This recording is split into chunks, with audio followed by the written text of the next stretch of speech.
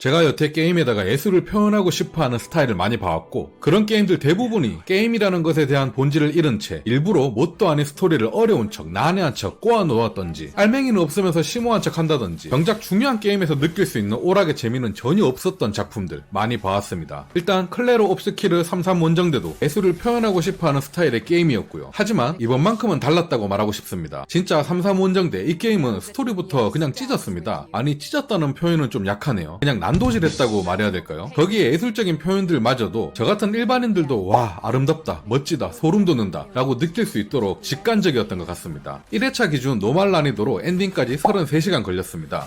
왜 내 일치인가? 33시간 만에 33 원정대를 클리어했다니까 좀 신기하긴 하네요. 보통 엔딩 리뷰를 쓰기 전에 게임을 처음부터 엔딩까지 달리다가 이런 내용들은 리뷰에 남기면 좋겠다 싶은 건 게임 도중에 메모를 해놓는 편입니다. 그리고 대부분 게임들은 초반 3시간, 5시간, 10시간 정도 했을 때 느꼈던 재미의 수준이 엔딩까지 가는 경우가 90% 이상이에요. 그렇습니다. 초반부터 재밌는 게임은 대부분 끝까지 다 재밌더라고요. 그리고 처음부터 재미없던 게임은 돈 아까워서 아무리 열심히 해봤자 끝까지 재미없었습니다. 대부분 그래요. 물론 아닌 것도 있긴 합니다. 삼상원정대 같은 경우에는 초반에 플레이할 땐 재밌었습니다. 그런데 솔직히 제가 예상했던 정도 급의 재미였어요. 트레일러를 봤을 때 와 분위기 지리고 턴제이지만 조작하는 것도 좀 있으니까 나도 재밌게 할 수 있겠다. 최소 평타 이상 갓겜까지 나올 것 같은데? 라고 예상했고 딱 그 느낌에 맞아 떨어지게끔 재밌었습니다. 하지만 중반부, 후반부, 특히나 후반부부터 엔딩까지는 계속 몸에 소름이 돋아 있었어요. 그래픽, 아트, 캐릭터 타입, 스토리, 음악, 연출, 전투 도대체 어떤 걸 흠잡아서 단점을 말해야 될지 모르겠거든요. 가장 놀랍다고 느껴진 것 중에 하나는 첫 번째 전투입니다. 취향을 반전시킬 수 있는 매력을 지닌 전투 플레이라고 해야 될까요? 턴제 극혐하는 사람들마저 매료시켜버릴 듯한 턴제 전투 이렇게 말하고 싶습니다. 딱 보면 아시겠지만 페르소나가 느껴지는 턴제 전투입니다. 그리고 중간중간 조작이 보이기에 용과 같이 시리즈처럼 턴제의 액션을 좀 추가한 플레이인데 실제로 해보면 모든 사람이 느끼기엔 뭐지? 이거 뻔한 턴제 전투인데 소울라이크를 하는 듯한 이 손맛이 뭐지? 근데 소울라이크처럼 어렵진 않네.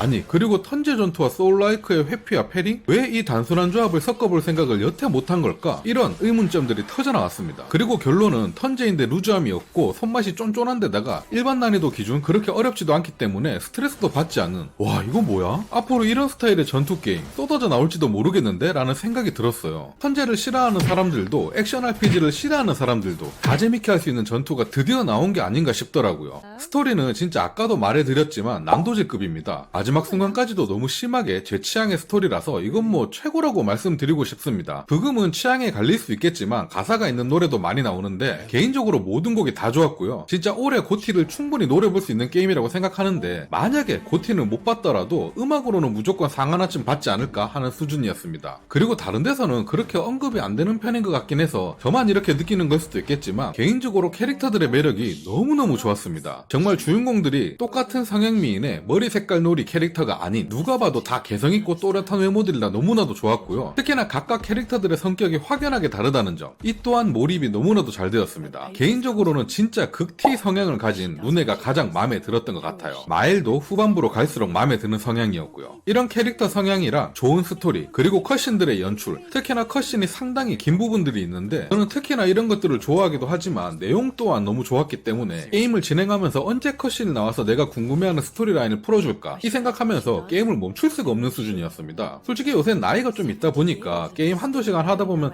좀 쉬었다 해야지 이러면서 2-30분 쉬었다가 플레이하는데 몸은 피곤한데 진짜 게임을 끄기가 싫더라고요. 더 진행하고 싶고 다음 이야기가 너무나도 궁금했습니다. 진짜 이런 장르를 좋아하시는 분들에겐 적극 추천드리고 싶은 게임이고 특히나 스토리충이신 분들에게는 무조건 해봐라라고 말씀드리고 싶은 게임이었어요. 이 회사의 대표 3명이 유비소프트에 있다가 다 죽어가는 턴제 JRPG를 만들고 싶다는 의욕으로 나와서 차린 회사의 첫 게임이라고 하는데 심지어 유비소프트에서 오래 일한 것도 아니고 핵심 개발 인력도 아니었다고 하던데 데뷔작이 이 정도면 뭐 애초에 재능충이었나 봅니다. 앞으로도 너무나도 기대되는 회사인 것 같습니다. 이제 25년이 거의 반 조금 안 되었긴 했는데 올해 최고의 게임이 아니었나 조심스럽게 생각해봅니다. 그리고 앞으로 나올 게임 라인업들을 봤을 때도 솔직히 짱짱한 게임들이 많이 남긴 했는데요. 그래도 과연 클레로 옵스키르 33 원정대를 뛰어넘을 수 있는 게임이 과연 나올 수 있을까요? 전 아마 쉽지 않을 거라고 생각합니다.